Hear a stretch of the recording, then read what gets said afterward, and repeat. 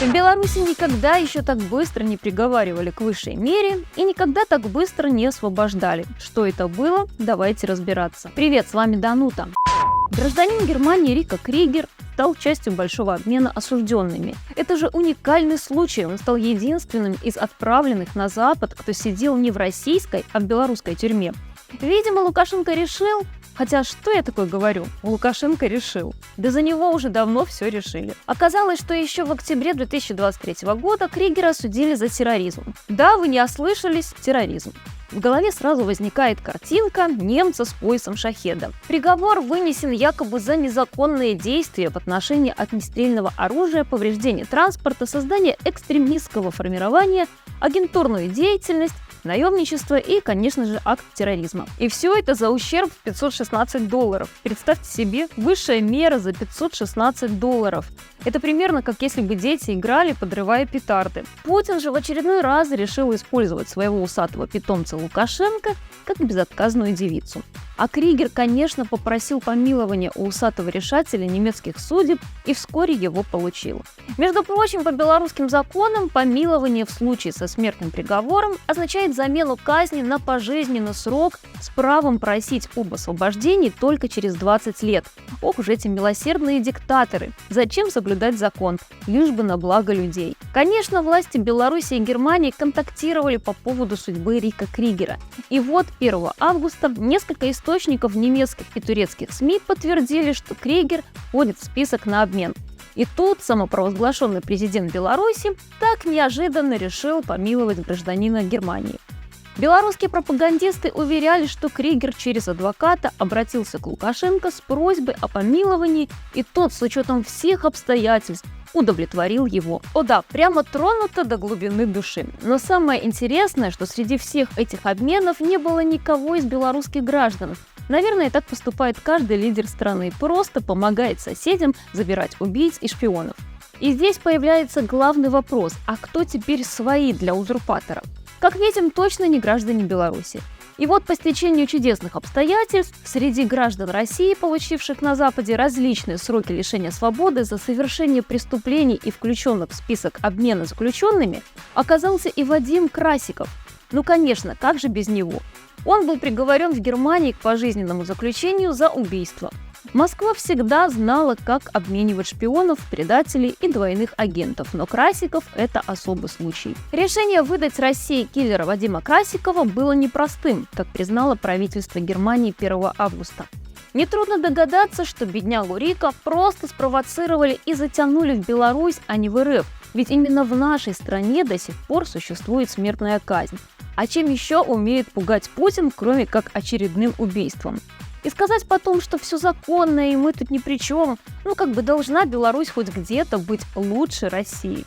Решили на немца повесить все, что только можно. Надуманных обвинений оказалось мало, нужно было добавить экшен. Правда, режиссура у нас известного качества. Никакого.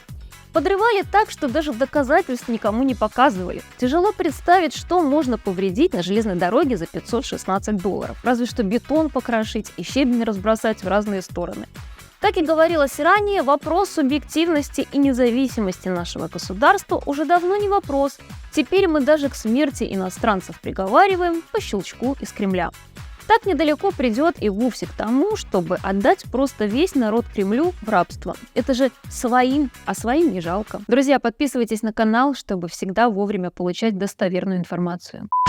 Россия продолжает свою тактику психологического устрашения украинцев и демонстративного давления на украинские власти. В ночь на 31 июля произошла одна из самых массовых атак российских беспилотников за всю войну.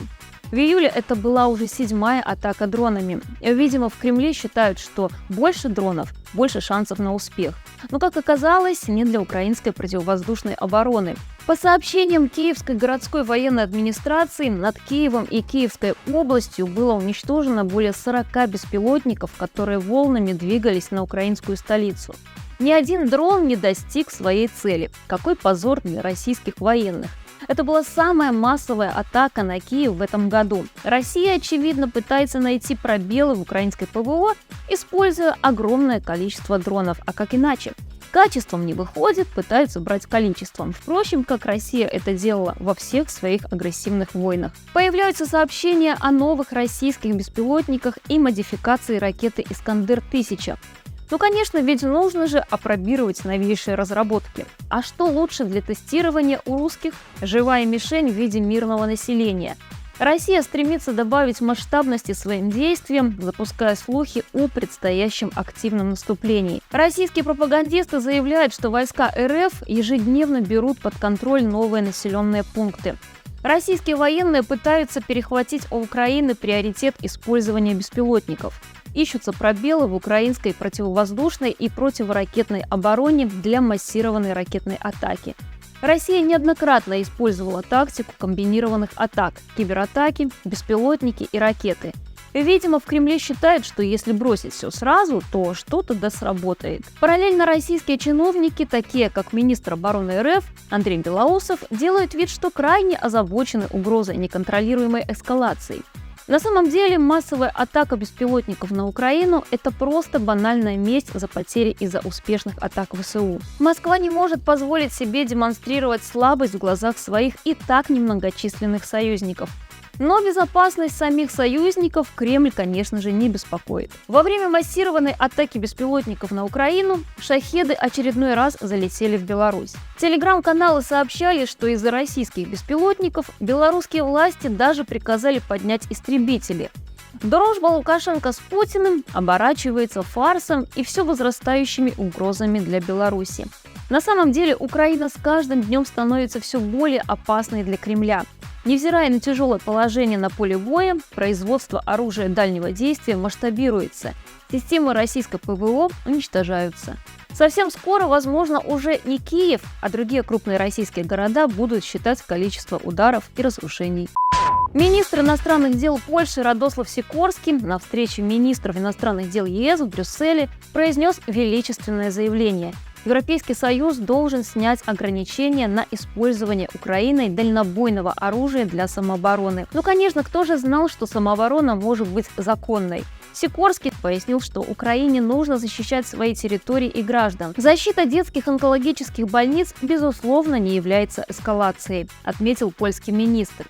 Да, конечно, ведь только в кремлевских учебниках бомбежка больниц считается миротворческой миссией. По мнению Сикорского, самооборона полностью законна по международному праву. Напомню, что за время полномасштабного вторжения российские вооруженные силы уничтожили 214 медицинских учреждений и повредили более 1600.